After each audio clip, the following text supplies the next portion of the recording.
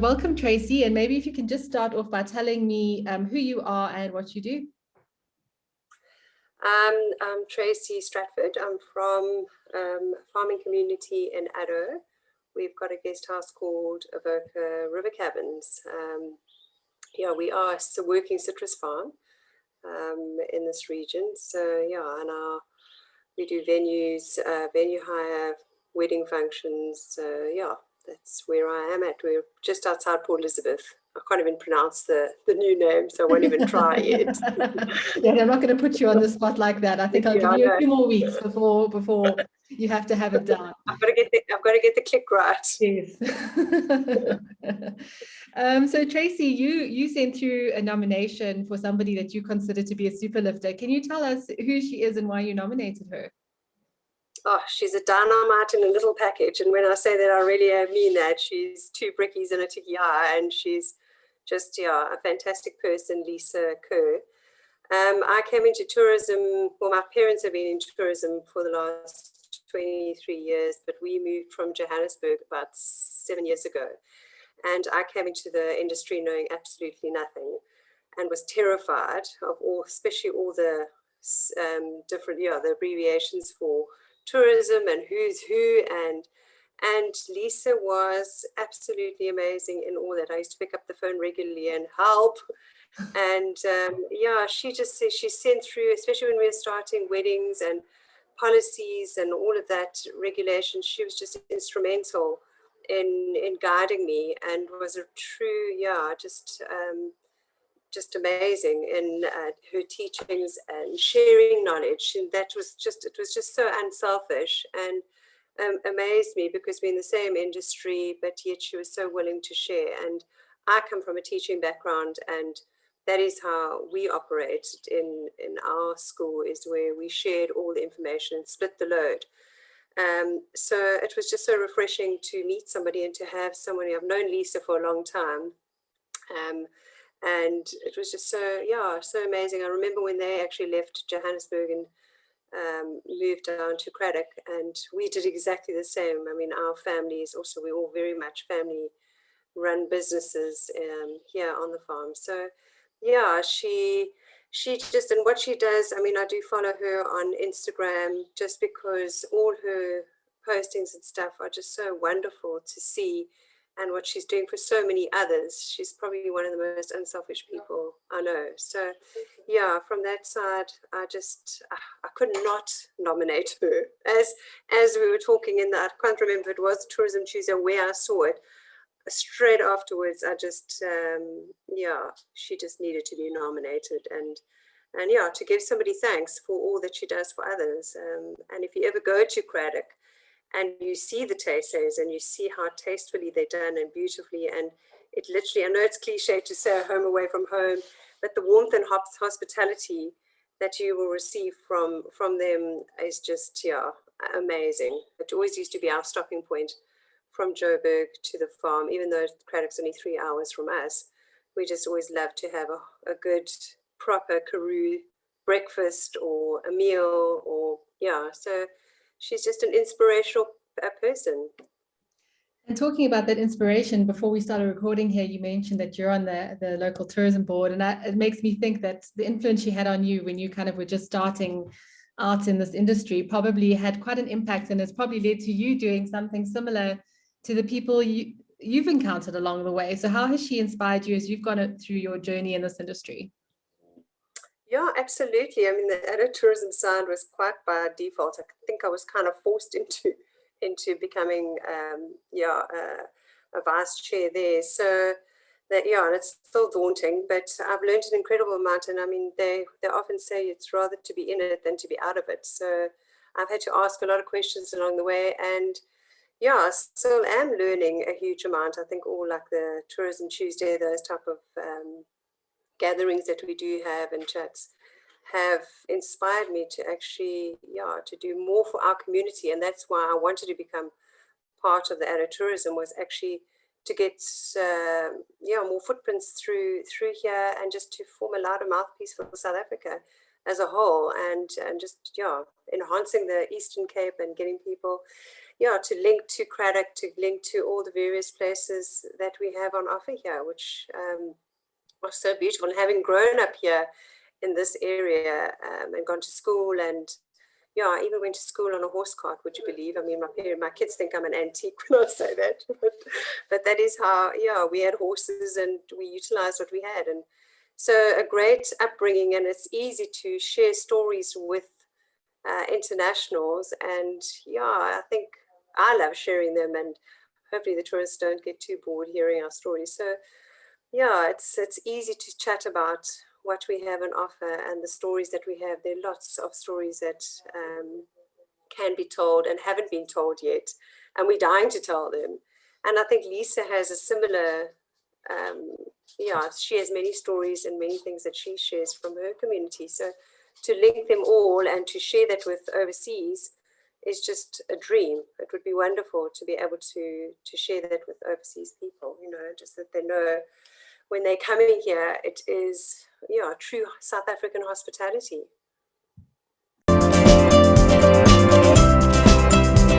Thanks so much for joining me, and perhaps we can just start with you telling me who you are and what you do. Thank you. I'm from Tracey and Victoria Manor in Craddock in the Karoo, and my name is Lisa. I'm one of the family members that run Tracey and Victoria Manor, which is Tracey is a historic guest house, and Victoria Manor is a hotel that was built in 1848. And they form a little company that take up a whole street in Market Street. And we've actually just rebranded it as kind of a love story, because my mum bought the houses in 1983, literally just to save the houses.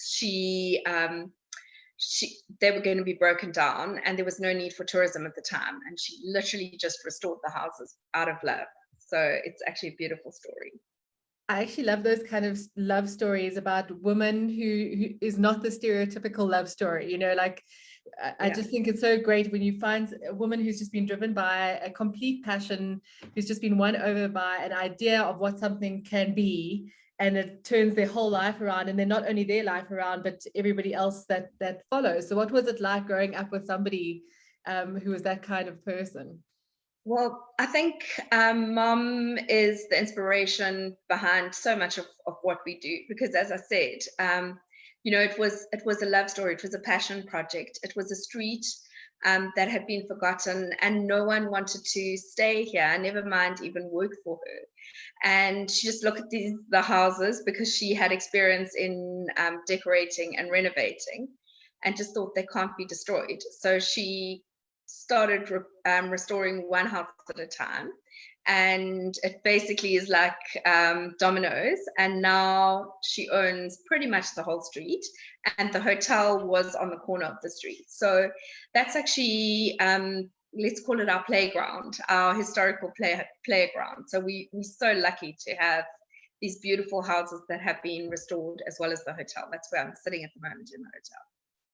And what is it about this community in Craddock that has made it somewhere that you've wanted to stay, and what makes it so special? Okay, I think it's definitely something from the heart. My great-grandfather came to stay here in the the late 1890s, and he came from the UK, and I think it's just something that kind of gets into your blood. And even though I've traveled the world and lived on 3 continents, I felt I needed to come home. And just to answer your question, in Craddock, the smallest things that you do make such a big difference. And I think that's actually the driving force, is that it's so gratifying, because you actually see what you do quite quickly. Yeah, and it's lovely living in a small community, because you know who needs help, you know where they need help, and yeah, it's very rewarding. So maybe if you could tell me a little bit more about some of those little projects that you've been involved in over the years, the way you've seen them kind of make such an impact. Oh, thank you so much. You'll notice I'll talk about my mom, my sister, and my husband as well, because we're all part of the family business. I think if I just start with, again, with my mom, basically, because she grew up in an era where nothing goes to waste, our ongoing projects have been involved with helping the animal shelter. All of our food waste goes to the animal shelter, and all of our recyclable waste goes to Vukusebenza shelter. They feed about 180 people a day. And the animal shelter has about 180 animals at the moment and is not funded by any formal organization, so very reliant on the community. And then because we have a hotel, I have a passion for events, and we've started a few events in 2010 with Daryl Earl David, that also does Richmond Booktown. We started a Shrine Karoo Writers Festival, and in 2013 we've started a Karoo Food Festival, and we're quite excited, depending on the levels at the moment, or at the levels at the time, but we are going ahead with our food festival, which is 23 and 24 April, and we're also going ahead with our Writers Festival. We kind of deconstruct it to be unharmful for people to spend huge amount of money to come from far away, and obviously we reimburse people for cancellation fees, but we just feel that festivals are important, and to me, in a little town like Cradock, festivals are the key reason, well, one of the key ways to bring money into a small town community. So I'm always fascinated by the way these kind of ideas come to life. So talking about, I mean, the book festival, for example, and the food festival, I imagine that these ideas maybe, I mean, where do they start from? And then what is it like actually getting an idea like that off the ground? Because a lot of people, I think, have these fabulous ideas, but then just don't know what the next steps are to actually make that a reality. Yeah, well, if anybody's interested, they're absolutely welcome to give me a call, because this is a seriously crazy chick, this being me. But I think the major thing is you just got to do it. And we even say now, you know, even with the Writers Festival, even if it is for 5 or 10 people, just go ahead and do it. So I have to give all credit to Daryl Earl David, who started the Shrine Karoo Writers Festival. He had been staying in the Tesesa probably for about 15 or 20 years, and fell in love with the houses, and obviously was in love with, well, a big Shriner fan, let's say, and then said, Sandra, we have to start a writers festival. So Sandra's my mum, and then Sandra called on me, and we basically just invited, well, Daryl did all the inviting the first year, invited a whole group of people, and we just went from there. And then with the food festival, Karoo food has become so sought after, and I was like, well, we just have to celebrate Karoo food. So we just started off. I was actually pregnant with, I was actually having Grace at the time, and Melina Smith, who organizes the Writers Festival with me and the food festival, went ahead and did the festival without me even being present. But it was basically, it was a market, food demos. And I think the important thing is that when people come to the Karoo Food Festival, they mustn't expect anything Swish or Cape Town or Joburg. They must actually just expect, maybe a better way of describing our food festivals are like cat bazaars. But so we really trying to be authentic and real to where we come from. So I must say it's so exciting and takes up a lot of my my dream time, because it's lovely to escape into the dreams of festivals.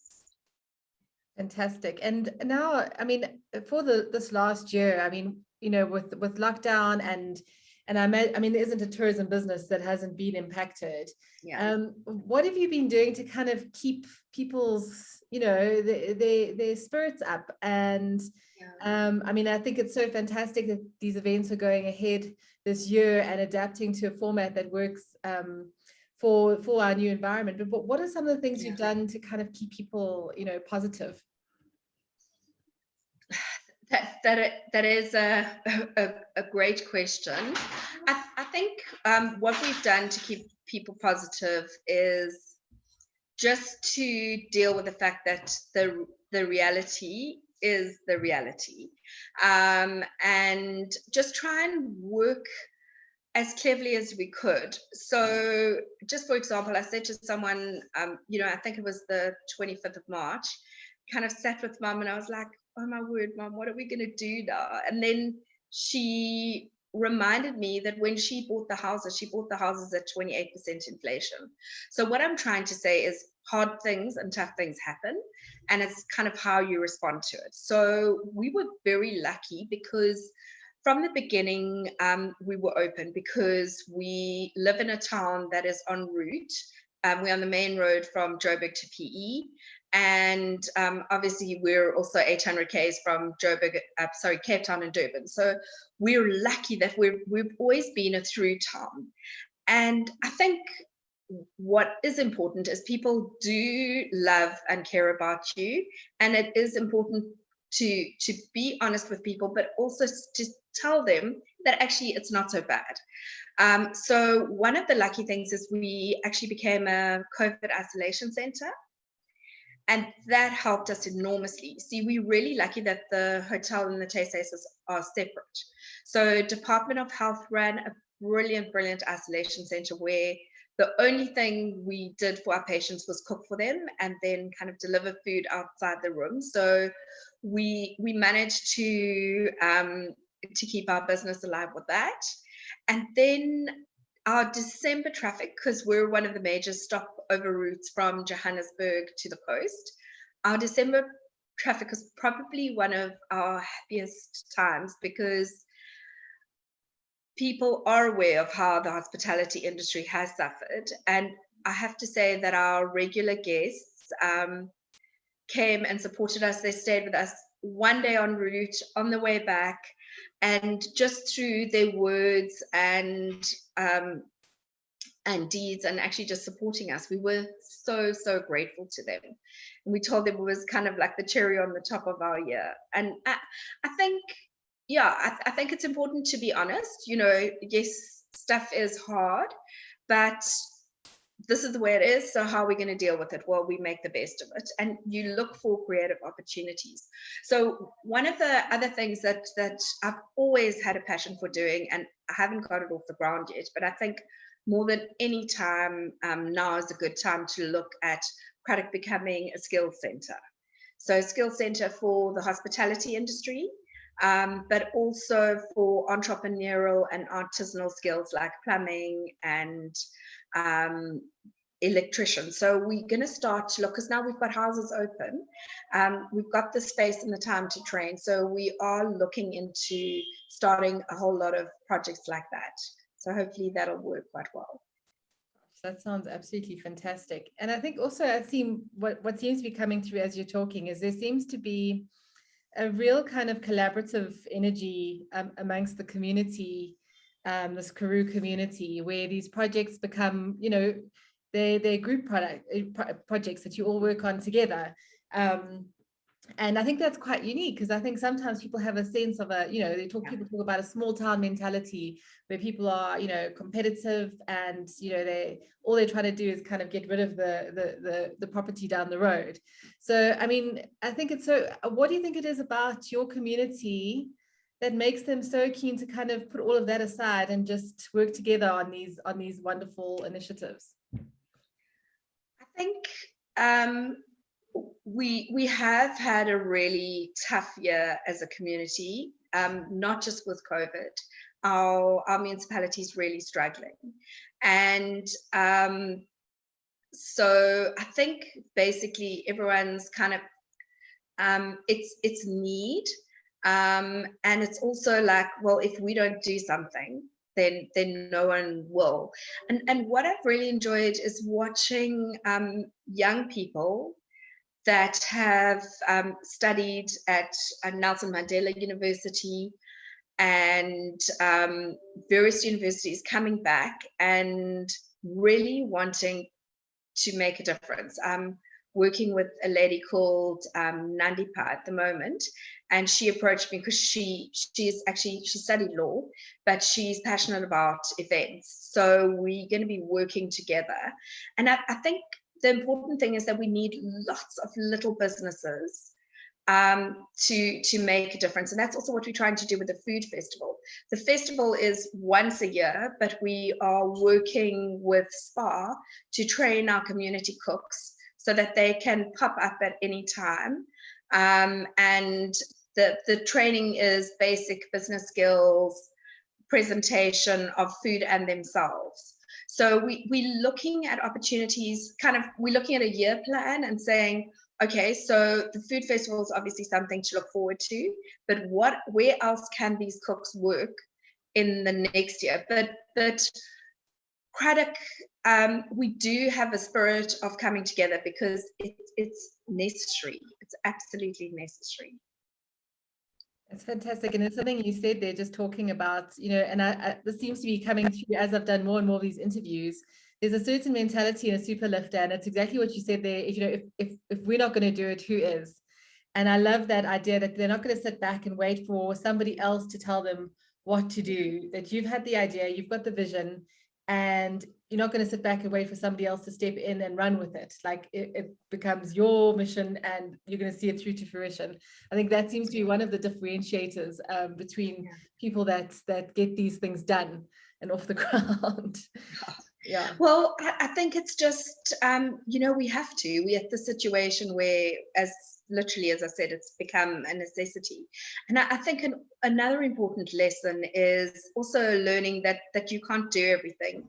And for me, it's become quite exciting to work with young people. And I've actually said to them, these are my ideas. You write the business plan, you come up with a budget, because I don't think that you fully buy in unless you come up with ideas yourself and you do the work. So we're actually going to be applying for some of the tourism grants and hopefully we'll get them as well. Wonderful. And just also some of the other things we've been doing is we've been having quite a lot of events. My sister Cherie runs and organizes the events, and we've become kind of like a safe place because the protocols are really strict for people to have small weddings. And obviously we've been really proud with what we do, because we don't charge a lot, and my sister absolutely loves curating the event, like from start to finish, and also because we've been flexible. For example, they've said we're supposed to get married in May, but I've got 2 weeks to go, can I do it now? So the event side has also been something really uplifting, and I know Cherie's had so much fun organizing events. And also it's like from across the community. It'll be someone's 80th or 21st, and so that's been a lot of fun, the events that we've been doing. Obviously very small and safe. Yes, of course. And I mean, we started off by chatting about your mother, Sandra. I think you said her name was Sandra, is that right? And was she also the kind of person that went around? I mean, she must have been, given that she restored these buildings. So was it something that you kind of learned growing up under a woman who was this kind of person by nature? Yeah, absolutely. So from very early on in our lives, we learned, you have to make that difference. You don't sit back, and even this year, so when I said Craddock is needing a lot of help, our roads are really potholy, and the town isn't as clean as it should be, and it's just like we have to make that plan. And very much we've been taught throughout our lives that we do need to be involved to make a difference for somewhere that is important for us. So yeah, very much grown up with a wonderful role model. So I'm so grateful. And my husband, David, is quite involved from basically he meets up with the community organizations to try and make sure that everything's on track there. So all of us have our different little portfolios, and we really jump in. And yeah, but when you say this, I feel like we never do enough. But we do have a passion for where we live, and I think the big thing is that if you don't make that difference, who will?